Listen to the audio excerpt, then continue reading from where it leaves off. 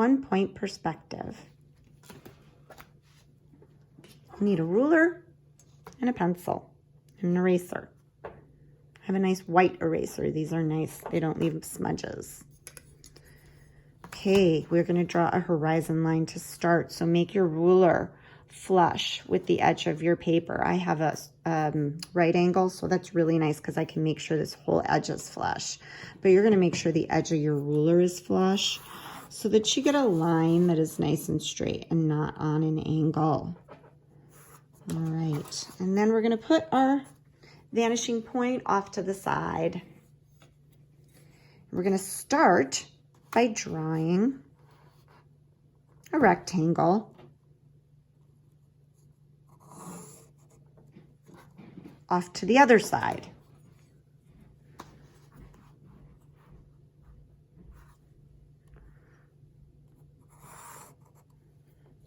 This was the line I drew first, the one closest to the vanishing point.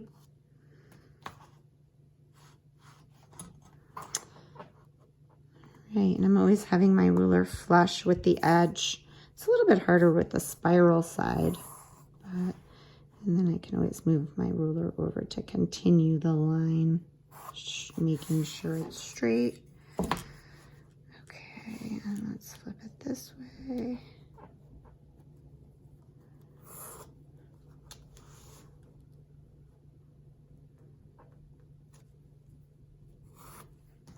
There's my rectangle.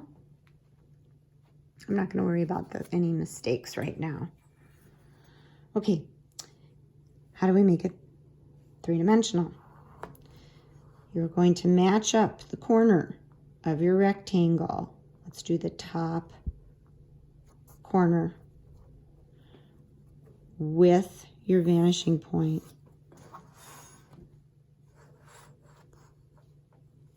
Let's do the other top corner. Line them up. You can sort of pivot the ruler to make sure you get it right and go right in the middle of that X. There we go. And here's the last one. Do the bottom corner now, closest to the vanishing point. You're not going to do this corner because it's going through the form, through the rectangular prism, which we're going to turn into whatever we want to turn it into, a building or a box. Okay, right now this is going on for an eternity. So we're going to end it with a line that is parallel to the very first line we drew, actually. And I'm making sure my ruler is flush, drawing that line. It's very important that your ruler is flush at this point. And now the back corner of the rectangular prism, line our ruler up there and draw a line parallel to the top of the rectangle, or the top of the box. There we go.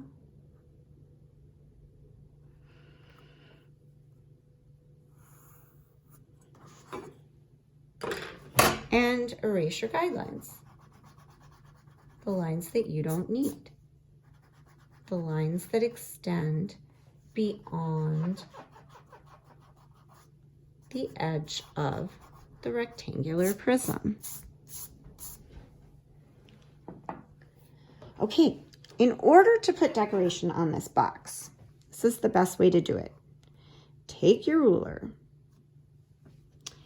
and mark off 1 inch, 2 inch, 3 inch, 4 inch, 5 inch. Mine's 5.5 inches. So I'm going to go back in here and I'm going to mark off every 1/2 inch too. But mark off some increments. You don't need to do these many. You could do half as many.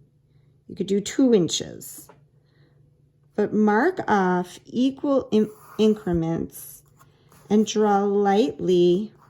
Oh, I should be making my ruler flush with the edge on this side. See my ruler flush there. Light guidelines all the way down. And I'll show you why you do this. You know, if we were going to put windows, or we were going to put like maybe make this a decorative object, we could do that, or we could make this a building. What we would be doing is wrapping the windows or the decoration around this shape to make it look three-dimensional. So on the facade, on the front that we're looking at, if this were a building, this is called the facade of the building. But on the plane, if I were talking about a box, I could call it the plane that's facing us. All those windows are going to be equally spaced, straight up and down.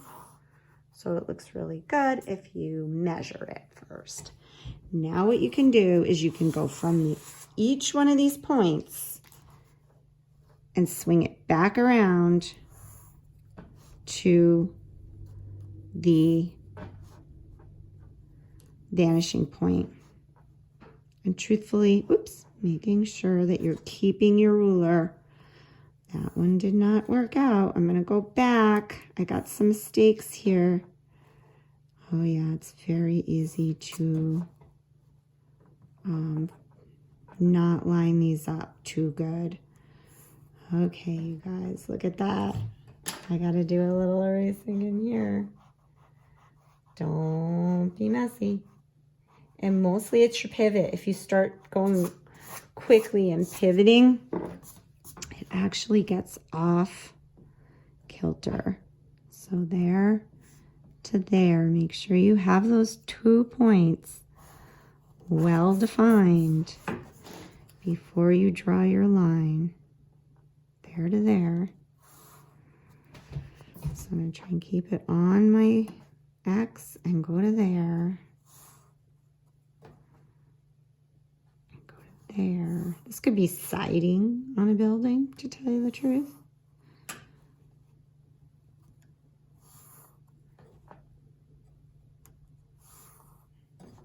Okay. All right. So now, if I were to put, let's see, I'll use my ruler. I love that this has windows. Oh yeah. Equally space those. I could actually use my horizon line too. I know it's straight, so I can put my ruler flush with my horizon line as well. You actually wouldn't be able to do that. You always have to use the edge of your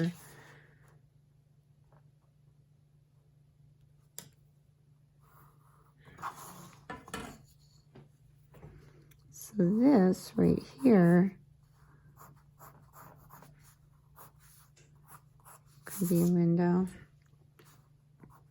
And at some point, these guidelines really work well because you don't have to use the ruler.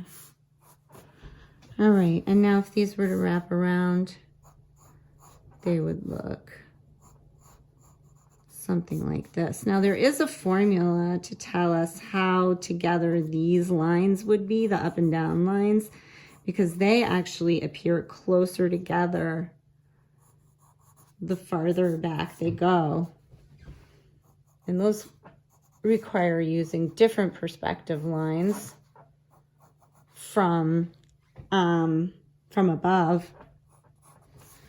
That would be a different lesson. So I am just, you could observe this, or you can just know that these will get not only smaller this way, but smaller this way, sort of in equal proportions. Okay, so you could see how this can easily be turned into a building. Now I do want to say that it's design a building, so if you wanted to be creative with this, I'm trying to think how I can do this without it being too weird, but you know, concrete structures can be curved. So let's say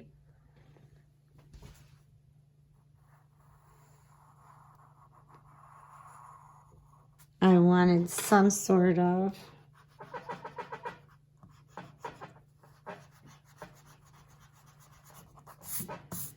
oddly shaped roof. I'll show you how to put this in perspective. I mean, you could do this with a pitched roof too. I'm going to start with the tip to the horizon vanishing point. So if you were doing a triangular roof, you know, just your basic triangular roof, this is essentially how you would do it. And you end with a line that is parallel to this line all the way back here. So it's going to go something like that. Does that look right? Yeah. And then if you had a roof on there, you wouldn't see through it. It'd be overlapping the horizon now because of the height of the building, and then erasing the guidelines. So that's how you can make your structure uniquely your own. And just, you know, just to be super silly, you could even have some sort of spherical shape. And this would have to change a little bit.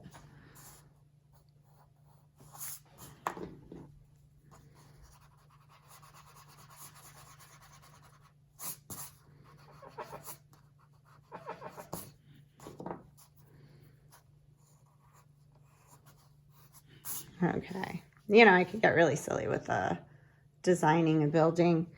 Let's say you wanted to take a shape out of here. You could do that too.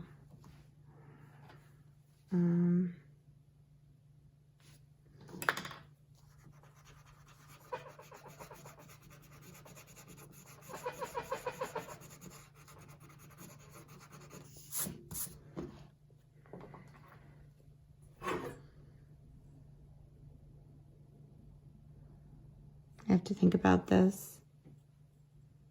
Oh, we need to use different perspective lines. Almost 2-point perspective from above too. So I guess I won't do that, but what I could do,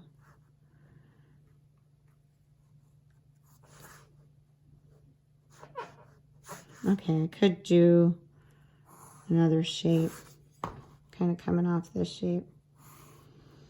But you can figure out ways to add to your box. Okay, and this is not totally straight. So be careful, because once you start trying to get creative, you don't want to rush. But if I wanted to change this corner, is what I'm sort of getting at. If I want to change this,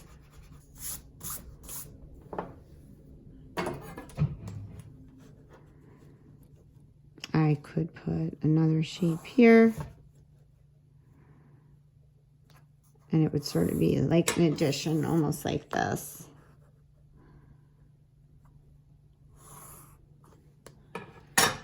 That just makes it in above the windows. That's a little bit weird. I might want to. So it's good to do a little pre-planning maybe of this and just draw out your idea in point perspective too. Okay, we definitely want that coming above the windows there. That's good. Okay.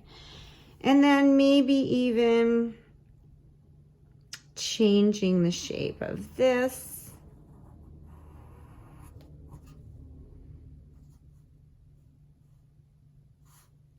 Okay. And to follow that back to here. I just have to look at this now.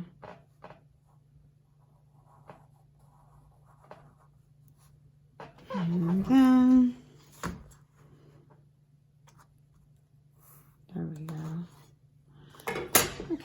So here's a little other shape that I just added to the side of all of this.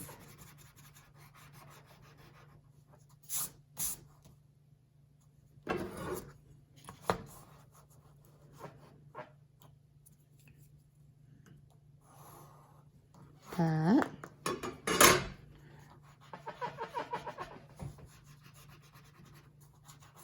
How am I doing here? Looks more like this. Yeah. I don't know. This is hard to draw parallel. This needs to be parallel to this. So whoosh. Whoosh. Okay. Something like that. Something like that. So that's another shape that I've kind of added to the side here.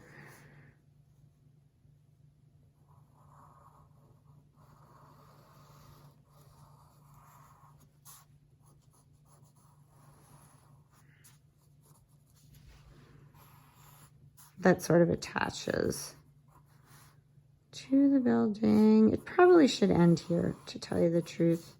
It probably should not cut off part of this building. So I'm not sure I did that right. I'd have to kind of play around with that a little bit more, but I think the idea, yep, that looks better. I think the idea of the assignment here is to, yeah, there we go. And I have to erase this. Is to design your own building. Kind of think about what that might look like. To learn a little bit something about drawing it in 3D. So, okay. If it were a box, you would be putting your decoration on inside of these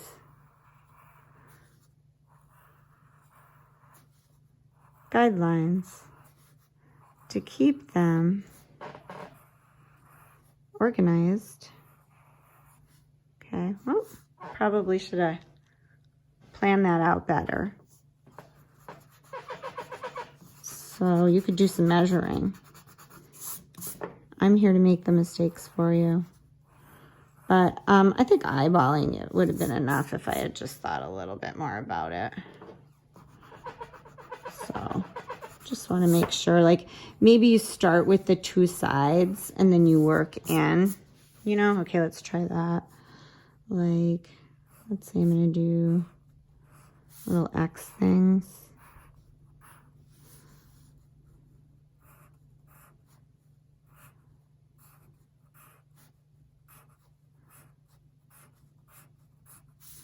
This might be some kind of decoration for a box.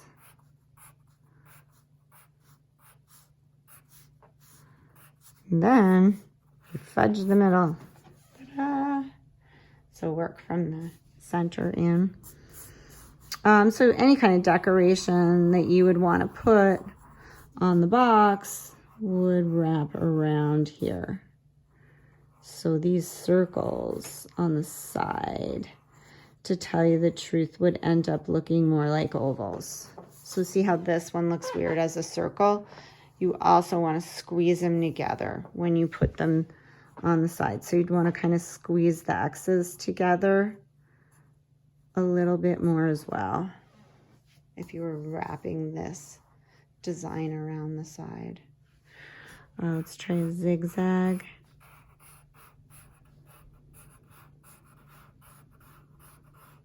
How does that look wrapped around the side? You want to make sure you're going up and down. I got a little weird here. There we go. It would look more like that. So there you go. That's a design wrapping around. Okay, well that is the 1-point perspective that you can use for either your beautiful boxes or your sketchbook. 301, design a building. You can use this technique for either one.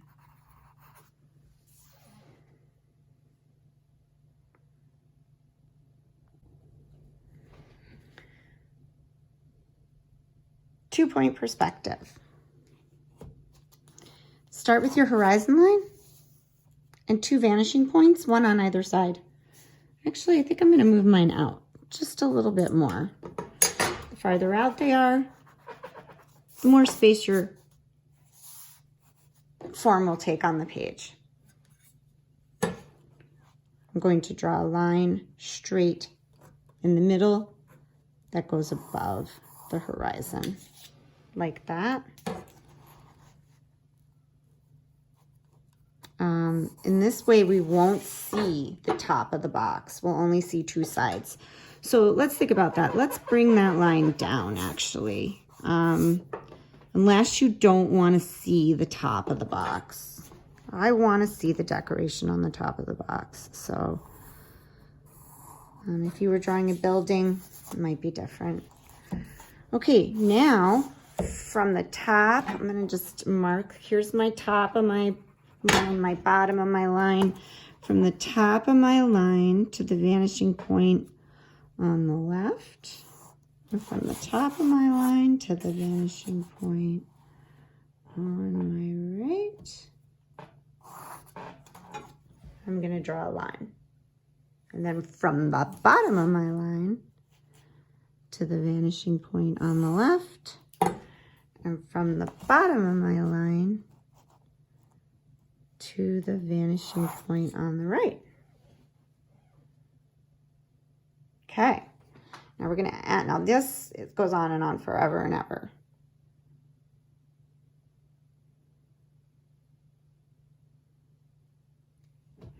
So we're going to end it. And we are going to end it by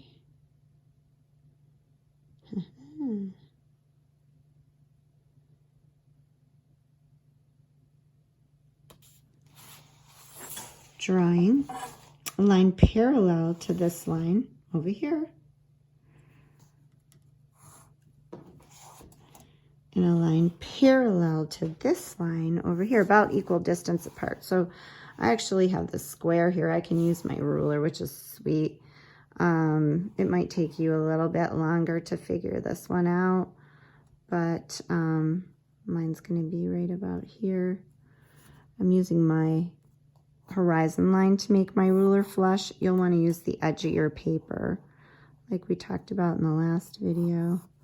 Okay, so now this is one side of the box and the other side of the box. Now let's do the top, and the top gets done by taking the back edge and going to this vanishing point and the back edge on this side and going to the opposite vanishing point. So it's like you're crisscrossing them now. Sort of magically gives you the top of your box. And then you can erase your guidelines and you'll see it. Now, like in the last video, if you want to put decoration, or if you're making this a building, you want to put windows,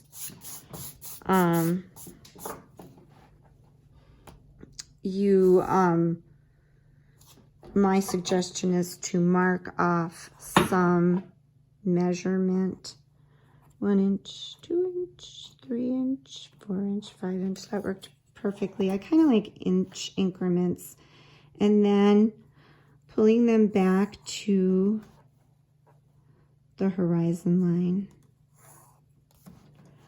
If there is any decoration on the top of your box, you'll want to think about how that might look skewed based on perspective.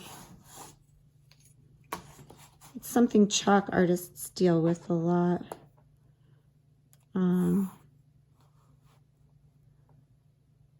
Except they purposefully skew it to make it look three-dimensional.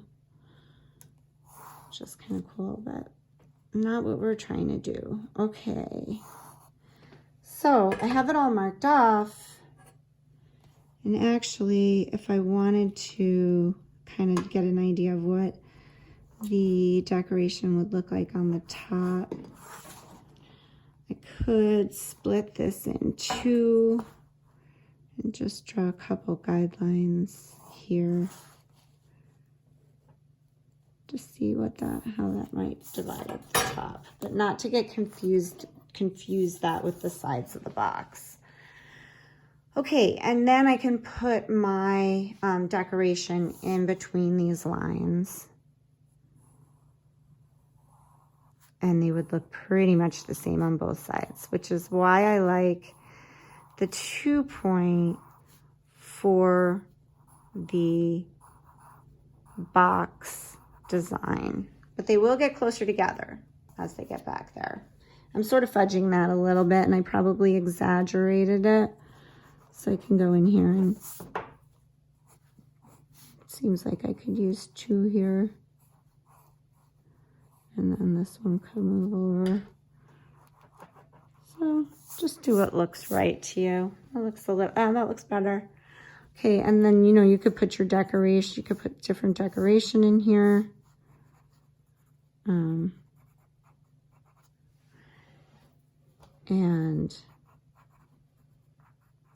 you could do a lot with this. There's so many ways to work with this 3-dimensional form. And anytime you want to, if I wanted to skip a space, I could just decide how much, draw a guideline, and then all of a sudden I have like more. I could do a little freeform thing in here. So, and you have places to put decoration on the top.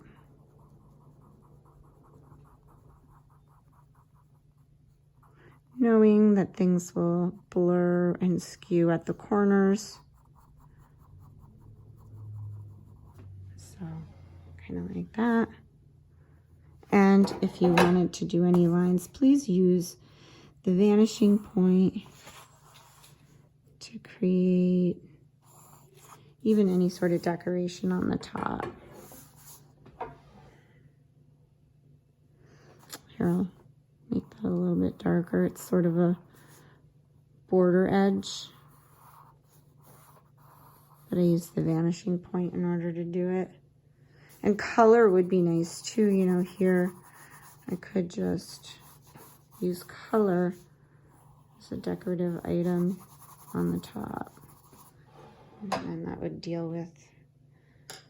help me not to have to deal with the skewing of the shapes. So there you have a box.